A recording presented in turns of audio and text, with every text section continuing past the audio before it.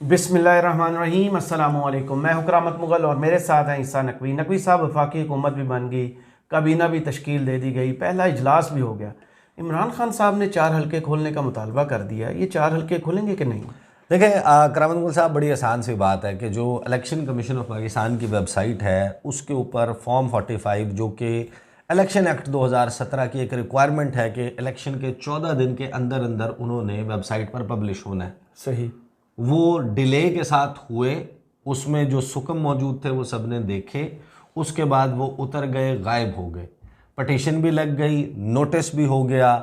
तमाम तर 8 फरवरी के बाद जो डेवलपमेंट्स होती हैं उसमें कहीं पर एक रत्ती भर ऐसा इशारा मौजूद नहीं है कि इस किस्म का कुछ भी होने वाला है। कुछ इफ्स एंड बट्स हैं। पीटीआई जोर लगा रही है, कुछ पैगामात पहुंच चुके हैं, और अगर ये स्टेज आनी है 4 हल्के खुलने की, वो कब आएगी उसके ऊपर ज़रा मैं आपके सामने इस वीडियो में एनालिसिस भी रख दूंगा और कुछ इन्फॉर्मेशन भी इस हवाले से सर्कुलेट कर रही है। देखें, तहरीक इंसाफ ने फैसला किया कि हम इस पर एहतजाज करेंगे, मुल्कीर एहतजाज। आपको उसका बिल्कुल इनिशियल स्टेज नज़र आ गई कि क्या हुआ उसका। सही। पंजाब में मरियम नवाज ने बड़े ही कैटेगोरिकल टर्म्स में कहा कि आई विल बी रुथलेस, कि मैं बड़ी बेरहमी से पेश आऊंगी। और फिर हमने देखा कि पेश आकर उन्होंने दिखाया कि बेरहम कैसे होते हैं। तो वो बेरहमी के साथ, तो तहरीक इंसाफ को फैंटा लग रहा था जब से इन्होंने एहतजाज शुरू किया 2022 में, फैंटा लगता रहा। और 8 फरवरी के बाद भी इस वक्त तक, as we speak right now, उनके एहतजाज को इसी तरीके से डील किया जाएगा। खैबर पख्तूनख्वा में, पेशावर में, इधर उधर कहीं पर एहतजाज होगा, वहाँ पर हुकूमत उनको छेड़छाड़ नहीं करेगी। जो मामला जाकर देखें, असल में तो जो प्रॉब्लम है ना, जो बड़ा वो शदीद है।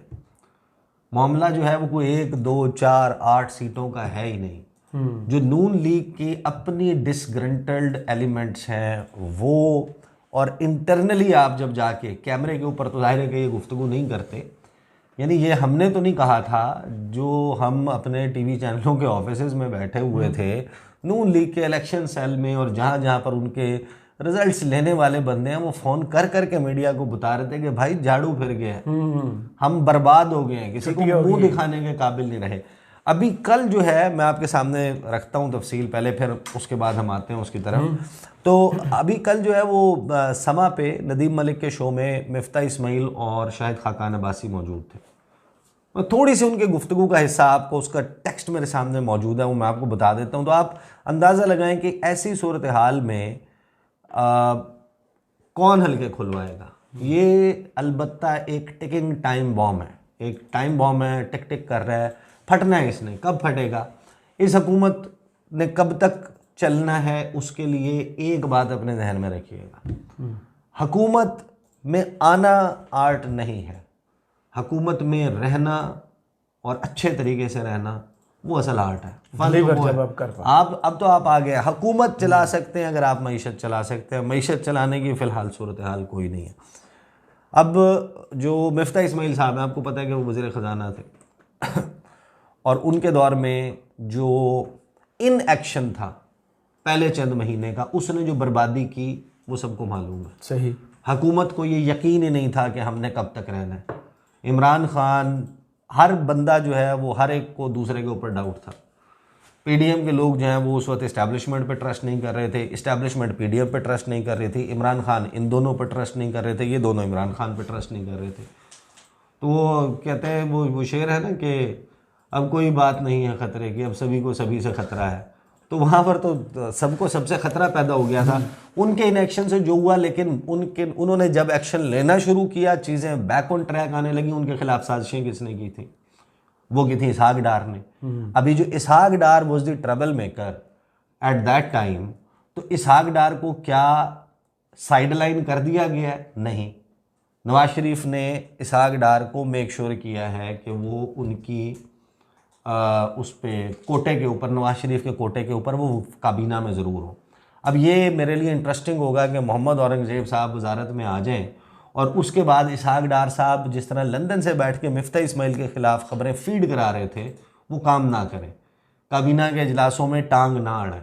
बंदे तो इनके और अपने होंगे तौर ना, पे वो खबरें अपने देंगे। तौर पे इस सारे मामले को फैसिलिटेट करते हैं या वो रखने डालते हैं, ये अभी आपको जाहिर है कि मैं इस पे प्रेडिक्शन नहीं कर सकता, लेकिन इसहाक डार साहब का ट्रैक रिकॉर्ड ये बताता है कि वो कहीं ना कहीं ट्रबल मेकर के तौर पे मौजूद रहेंगे। अब मिफ्ता इस्माइल साहब से पूछा उन्होंने कि काबीना बन गई और सब कुछ, उन्होंने कहा मैं औरंगजेब साहब को मुबारकबाद देता हूँ, मुझे खुशी है कि वो बने काबिल आदमी। सही। साथ ही उन्होंने कहा उनकी टांगें नहीं खींचनी चाहिए। बाकी काबीना जो है वो पीडीएम वाली है, उससे उन्होंने कोई ज़्यादा उम्मीद जाहिर नहीं की। उन्होंने कहा पाकिस्तान 75 सालों में एक तंग गली में पहुंच चुका है। आज बांग्लादेश, हिंदुस्तान हमारे से आगे हैं और तो और तरक्की पजीर ममालिक भी अब हमारे से आगे जा चुके हैं। 40% पाकिस्तानी जो कभी 25% होते थे, अब 40% पाकिस्तानी ख़त गुर्बत से नीचे पहुंच चुके हैं। सवाल है कि इस हुकूमत के पास वो विजन है या सलाहियत है या उनके पास मैंडेट भी है इनके पास कि ये सब कुछ करें और कर सकें। वो कहते हैं असल सवाल तो ये है। फिर वो कहते हैं कि इलेक्शन तो कभी भी साफ शफाफ नहीं हुए, लेकिन इस मरतबा प्रॉब्लम क्या है? इस मरतबा मसला माजी के मुकाबले में ये है कि जो इलेक्शन हारे हैं उनके पास रसीदें मौजूद हैं कि वो हारे नहीं हैं, वो जीते।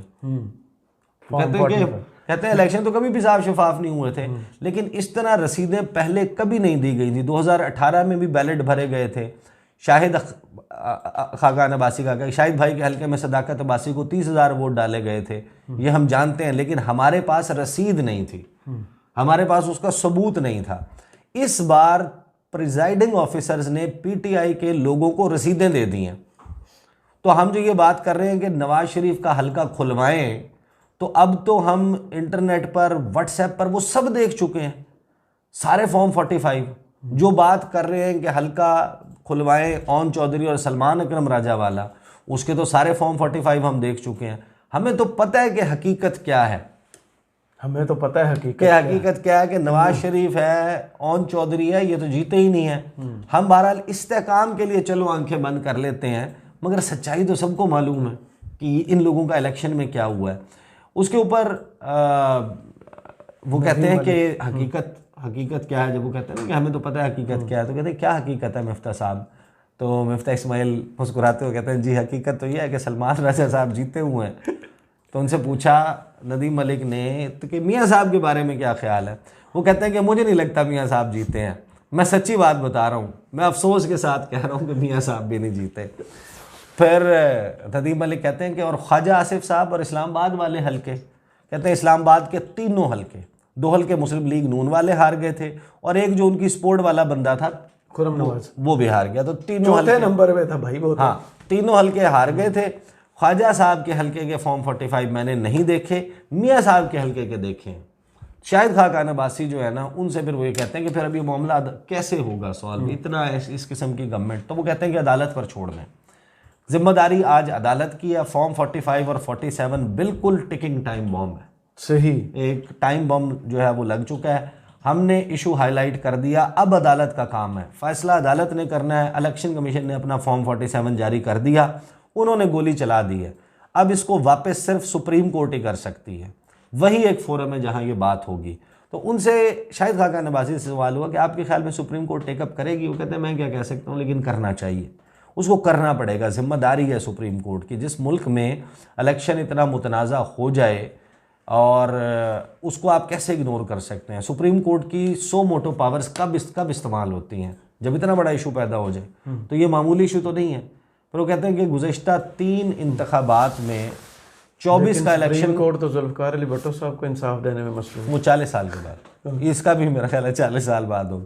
गुज़श्ता 3 इंतखाबात में वो कहते हैं कि 24 का साल 2024 का इलेक्शन बदतरीन है, ये इलेक्शन काबिल कबूल नहीं है।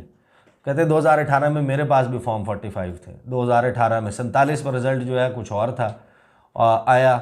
आपने हुकूमत की बात की है, मैं वो कहते हैं कि मैं अपनी वसातत से, आपकी वसातत से, आप शहबाज शरीफ के दोस्त हैं, तो उन्हें मशवरा देना चाहता हूँ कि जो ECC है, इकनॉमिक कोऑर्डिनेशन काउंसिल जो कमेटी है, उसके इसको खुद चेयर करें।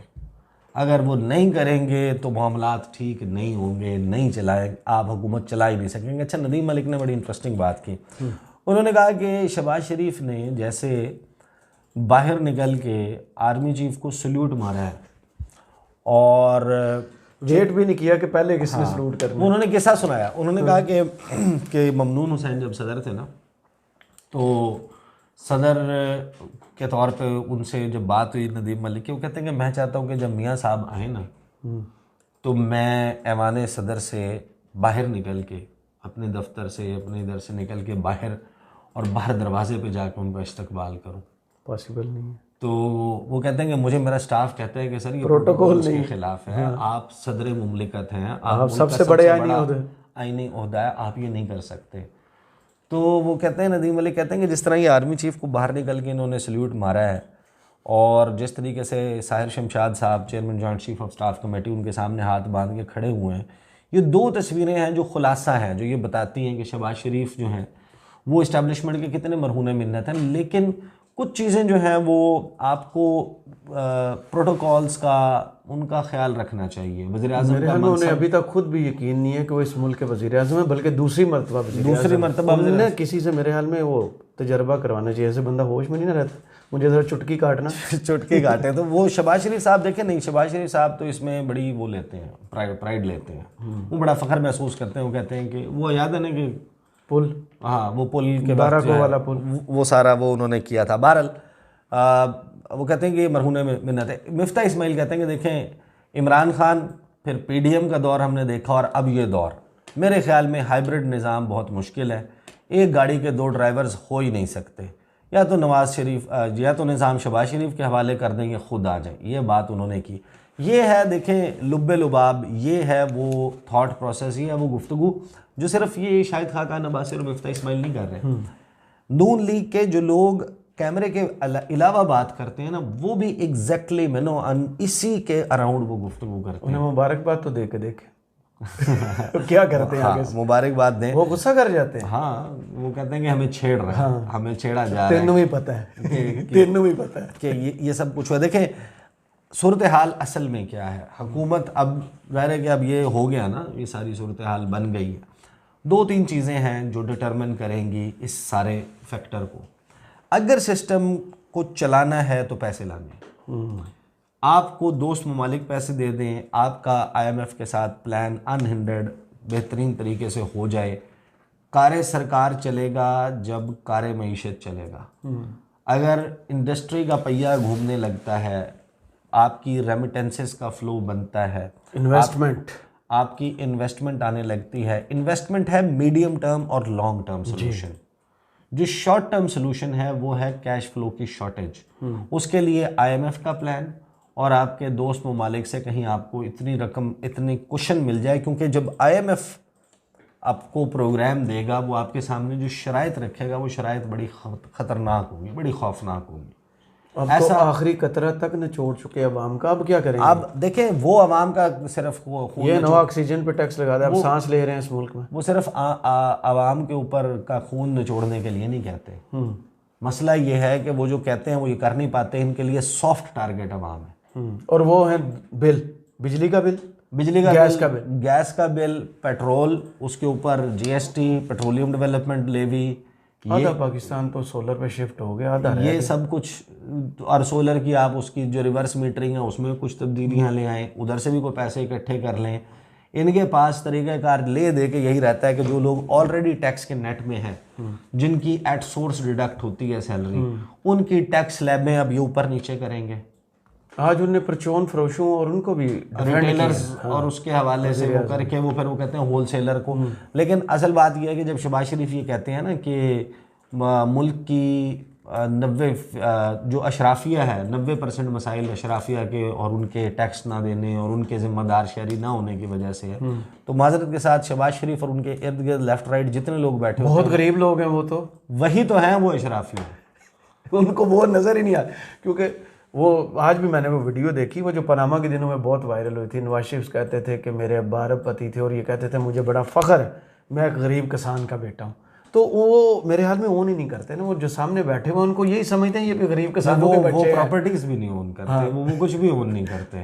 शहबाज शरीफ साहब जो हैं, देखें अगर ये सारा मामला तब होगा, देखें अगर आपको लेट्स जैसे कि 2-3 महीने के बाद वो सूरत हाल होती है जो शहबाज शरीफ के हुकूमत में हमने स्टार्ट में देखी, जब PDM सीज़न 1 था, कि कुछ अरसे के बाद खबरें रिपोर्ट होने लगी कि हमारे बाहर सफारत खाने चलाने के लिए पैसे नहीं, तनख्वाहें नहीं थी, उनको तनख्वाहें नहीं है क्योंकि डॉलर में ये सब कुछ हो रहा है, डॉलर आपके पास शॉर्ट हो गया।